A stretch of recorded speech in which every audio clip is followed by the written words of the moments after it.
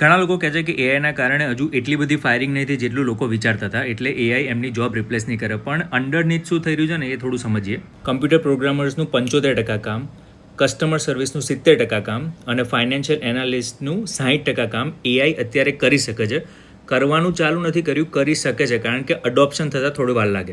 Firing કદાચ અમુક કેસમાં ના થયું હોય, પણ જે હાયરિંગ થતું હતું ને, યંગ લોકો જે હાયરિંગ થતા હતા કે જે હાલ ગ્રેજ્યુએટ થયા હોય, એ 14% ઓલરેડી ઘટી ગયું છે. Junior programmer, entry level analysis, customer સપોર્ટની પેલી બેઝિક જોબો હતી એ બધી અત્યારે ઓછી થઈ ગઈ છે. અને આના લીધે ઇન્વેસ્ટિંગ ઉપર બી ફરક પડી રહ્યો છે. પહેલાં લોકો એવી ઇન્ડસ્ટ્રીમાં ઇન્વેસ્ટ કરતા હતા કે જેમાં જોરદાર ગ્રોથ હોય, પણ અત્યારે લોકો ફિઝિકલ ઇન્ડસ્ટ્રીમાં વધારે ઇન્વેસ્ટ કરવાનું ચાલુ કર્યું છે, કારણ કે એને એઆઈ જલ્દી રિપ્લેસ નહીં કરી શકે. કન્સ્ટ્રક્શન, એનર્જી, ઇન્ફ્રાસ્ટ્રક્ચર, એ બધી વસ્તુઓની અંદર.